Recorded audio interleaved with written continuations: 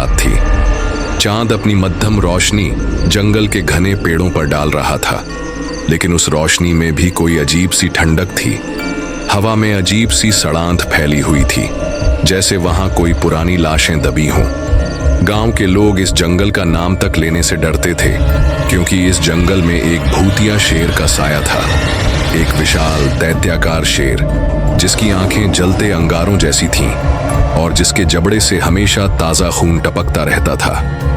कोई नहीं जानता था कि यह शेर कहां से आया, लेकिन सैकड़ों सालों से यह गांव वालों के लिए मौत का दूसरा नाम बन चुका था। गांव में जो भी इंसान इस जंगल के करीब गया, वह कभी वापस नहीं लौटा। लेकिन आर्यन अलग था। 12 साल का आर्यन हमेशा से बहादुर था। गांव के लोग उसे लाख मना करते, लेकिन उसे इस शेर की कहानियों पर विश्वास नहीं था। वह सोचता था कि यह सब सिर्फ गांव वालों को डराने के लिए बनाई गई बातें हैं। अगर यह शेर सच में है, तो किसी ने इसे मारा क्यों नहीं? आर्यन ने एक रात अपने दादा से पूछा।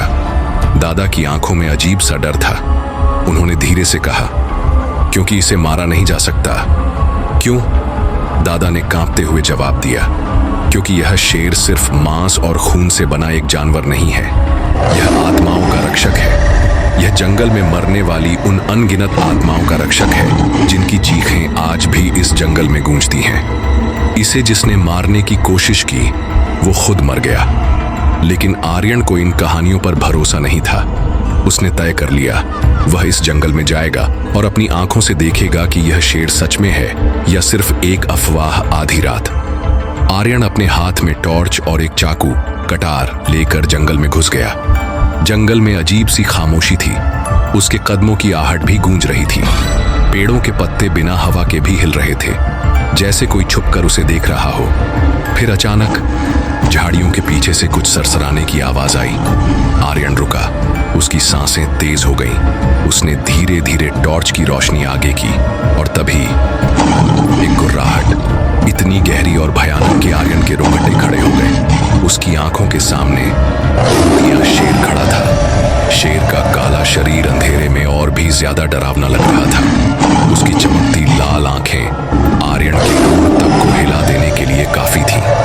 उसके नुकीले दांतों से खून टपक रहा था और उसकी गुर्राहट से पूरा जंगल कांप उठा। आर्यन को भागने का मौका नहीं मिला। शेर ने एक जोरदार दहाड़ लगाई और बिजली की गति से उस पर झपटा। आर्यन ने आखिरी वक्त पर छलांग लगाई और एक बड़े पेड़ के पीछे छिप गया। शेर ने फिर हमला किया, लेकिन तभी जंगल में एक और भयानक आवाज गूंजी। रुको! आर्यन के कानों में यह एक औरत की आवाज थी। शेर अचानक रुक गया। आर्यन ने चारों तरफ देखा, लेकिन वहां कोई नहीं था। वह औरत धीरे धीरे आर्यन की तरफ बढ़ी। उसके चेहरे पर कोई भाव नहीं थे, लेकिन उसकी आंखें वो काली थीं, एकदम गहरी और खाली। मैं हूं इस जंगल का श्राप, और ये शेर सिर्फ एक जानवर नहीं, ये मेरे श्राप की सजा है।